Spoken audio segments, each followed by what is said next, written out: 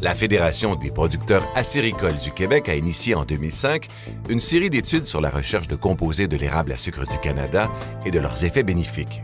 Pour ce faire, elle a mis sur pied un réseau international de scientifiques renommés et spécialisés dans divers domaines scientifiques, et notamment dans la chimie des produits naturels et la nutrigénomique.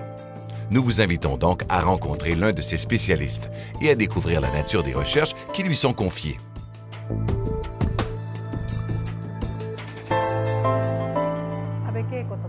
Mon nom est Keiko Abe. Je suis professeure émérite à l'Université de Tokyo, tout en poursuivant mes travaux à l'École supérieure des sciences de l'agriculture et de la vie en tant que professeure-chercheuse. J'ai obtenu mon diplôme de l'Université Ochanomizu à Tokyo, puis je suis allée aux États-Unis pour étudier à l'Université Duke, en Caroline du Nord, pendant 4 ans. À mon retour au Japon, je me suis jointe à la faculté d'agriculture de l'Université de Tokyo en travaillant au sein du laboratoire de chimie alimentaire.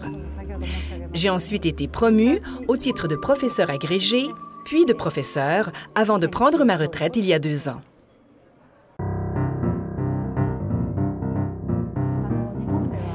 Au Japon, nous avons l'habitude de manger des crêpes avec du sirop d'érable.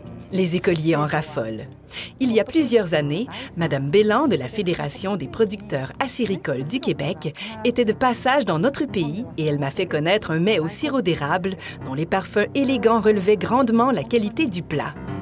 Depuis ce temps, je conseille à mes amis d'essayer le sirop d'érable et je l'emploie moi-même à la maison.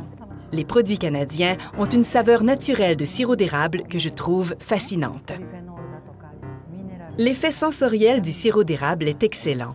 Je m'intéresse à ses effets bénéfiques sur la santé qui pourraient lui apporter une valeur ajoutée.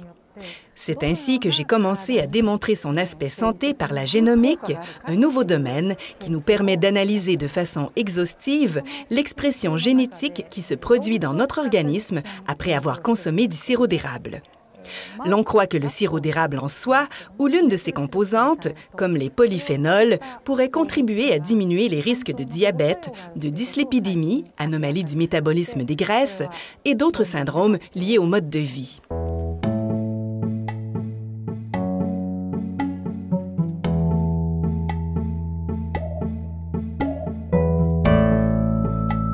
Lors de nos expériences sur les animaux, nous avons offert une diète standard composée à 20 de sirop d'érable à un groupe de rats pendant 4 semaines.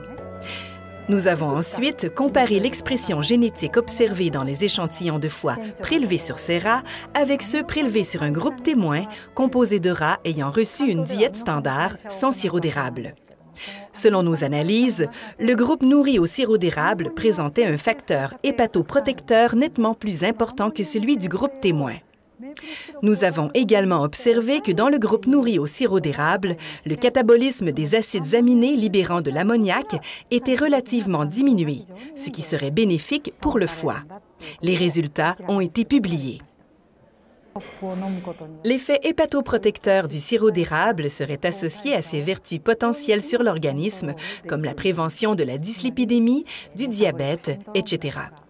Cet effet pourrait être attribuable aux polyphénols contenus dans le sirop d'érable. Nos études sont en cours en ce sens. Je m'attends à obtenir des résultats favorables d'ici quelques années.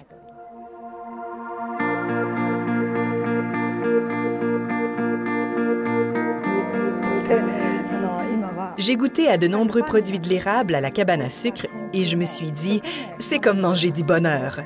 Depuis ce moment, je suis une véritable adepte du sirop d'érable.